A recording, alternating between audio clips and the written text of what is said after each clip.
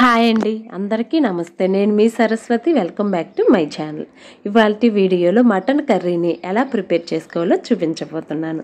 ఇంకెందుకు ఆలస్యం, చూసేద్దాం. ఇక్కడ ముందుగా 1 kg వరకు మటన్ని తీసుకొని పక్కన పెట్టేసుకోవాలి. తర్వాత దీంట్లోకి మనం కావాల్సినవంటి మసాలాని ప్రిపేర్ చేసుకుందాం. ఇక్కడ ముందుగా ఒక ప్లేట్ని తీసుకొని 1 స్పూన్ జీలకర్ర, 4 లవంగాలు, కొద్దిగా చెక్క, 2 పచ్చిమిరపకాయలు, 4 జీడిపప్పు, కొద్దిగా ఎండు కొబ్బరి, అల్లం, చిన్నులపాయలు, కొన్ని మిరియాలు, ఒక చిన్న సైజు ఉల్లిపాయ ముక్క, అలాగే మీడియం సైజు టమాటాని తీసుకొని వీటన్నిటిని కూడా మిక్సీ వేసుకొని పేస్ట్ని పక్కన పెట్టేసుకోవాలి. తర్వాత ఇంకో ప్యాన్ తీసుకొని దీంట్లో ఒక 5 టేబుల్ స్పూన్ వరకు ఆయిల్ని వేసుకోవాలి. అలాగే 2 లవంగాలు, కొద్దిగా చెక్కను వేసుకొని తర్వాత సన్నగా కట్ చేసి పెట్టుకున్నవంటి పచ్చిమిరపకాయ కూడా వేసుకొని వేగిన తర్వాత ఒక మీడియం సైజు ఉల్లిపాయలను కూడా వేసుకొని ఇలా ఉల్లిపాయ మొత్తం కూడా వేగిపోవాలి.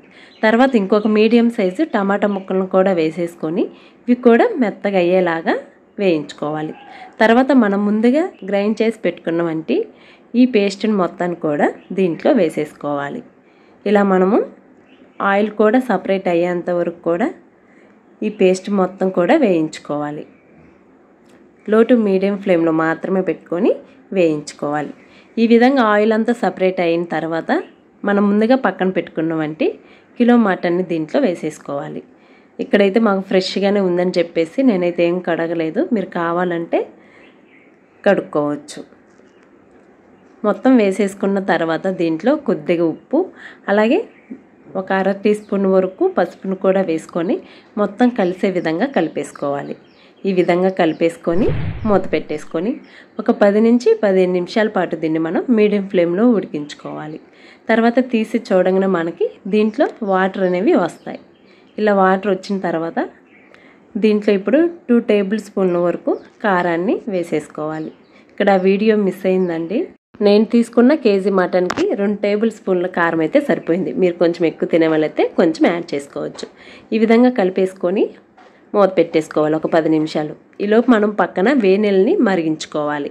ఇలా 10 నిమిషాల తర్వాత మనం ముందుగా కాచి పెట్టుకున్నవంటి వేనెల్ని దీంట్లో పోసేసుకోవాలి. ఇలా పోసుకొని ఒకసారి అలా కలిపేసుకోవాలి. పోసి ఇక్కడ నార్మల్గా కుక్ చేసుకుంటున్నాను కాబట్టి వాటర్ అనేవి కొంచెం ఎక్కువే పడతాయి. చూసుకొని ముక్కలు మునిగి కొద్దిగా పైకి వచ్చేంతవరకు కూడా వాటర్ని యాడ్ చేసుకోవాలి. ఒకసారి ఉప్పు కారము అన్నీ టెస్ట్ చేసుకొని చూసుకొని సరిపోతే ఇక్కడ కొద్దిగా ఉప్పుని యాడ్ చేసుకోవచ్చు. ఈ విధంగా అంతా కలిపేసుకొని మనం మూత పెట్టేసుకొని ఇలా మీడియం ఫ్లేమ్లో ఉడికించుకుంటూ ఉండాలి. మధ్య మధ్యలో చూసుకుంటూ మటన్ అనేది ఉడికే అంతవరకు కూడా ఈ విధంగా కుక్ చేసుకోవాలి. ఉడికిన తర్వాత దీంట్లో గరం మసాలాని ఇక్కడ 2 టేబుల్ స్పూన్ల వరకు యాడ్ చేసుకోవాలి.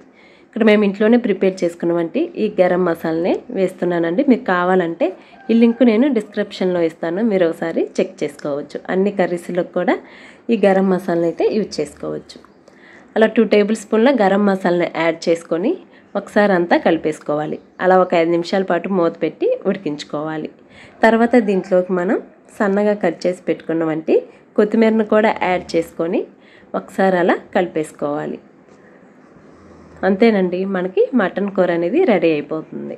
నేను చెప్పిన ఈ ప్రాసెస్లో ఒకసారి మీరు ఖచ్చితంగా ట్రై చేయండి, చాలా బాగుంటుంది.